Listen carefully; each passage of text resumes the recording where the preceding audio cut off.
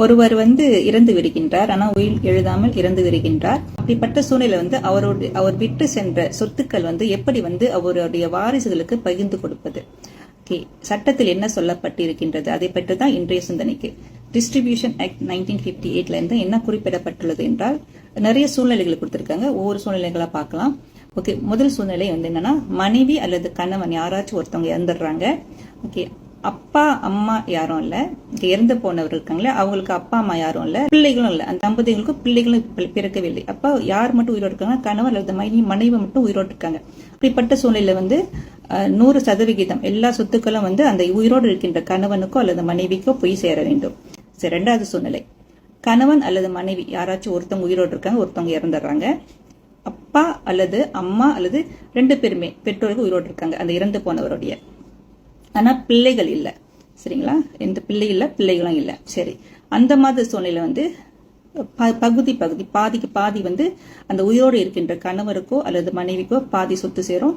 இறந்துட்டாங்களே அவங்களுடைய அப்பாவுக்கோ அல்லது அம்மாவுக்கோ அல்லது பெற்றோர்களுக்கோ பாதி பங்கு சேரும். யாரும் உயிரோடு இருக்காங்களோ அவங்களுக்கு போய் சேரும்.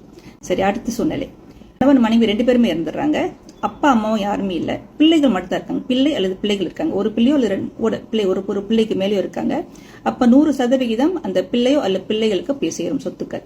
அடுத்தது, அப்பா அல்லது அம்மா உயிரோடு இருக்காங்க, கணவன் மனைவி 2 பேருமே இறந்துடுறாங்க, பிள்ளைகளும் யாருமே அவங்களுக்கு இல்ல. அந்த மாதிரி சூழ்நிலை 100% அப்பா அம்மா அல்லது பெற்றோர்களுக்கு போய் சேரும். யார் உயிரோடு இருக்காங்களோ போய் சேரும். அடுத்தது, கணவன் அல்லது மனைவி யாராச்சும் ஒருத்தவங்க இறந்துடுறாங்க. ஓகே, ஒருத்தவங்க உயிரோடு இருக்காங்க, அப்பா அம்மா அல்லது பெற்றோர்கள் யாரும் இல்ல. சரிங்களா? ஆனா பிள்ளைகள் இருக்காங்க, பிள்ளை அல்லது பிள்ளைகள் இருக்காங்க. அந்த மாதிரி சூழ்நிலை 3/2 பாகம் பிள்ளை அல்லது பிள்ளைகளுக்கு போய் சேரும். 1/3 உயிரோடு இருக்கின்ற கணவனுக்கோ அல்லது மனைவிக்கோ போய் சேரும். அந்த 3/2 பாகம் பிள்ளைகளுக்கு ஆண் பெண் என்ற பாகுபாடு இல்லாமல் பிரித்து கொடுக்கப்படும்.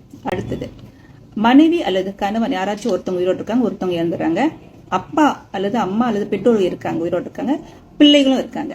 ஓகே, பிள்ளைகள் இருக்காங்க. அந்த சூழ்நிலை பாதி பங்கு பிள்ளைகளுக்கு சேரும், 1/4 பங்கு பெற்றோர்களுக்கு அல்லது அப்பாவுக்கு அம்மாவுக்கு, இன்னொரு 1/4 பங்கு உயிரோடு இருக்கின்ற கணவனுக்கோ மனைவிக்கோ போய் சேரும்.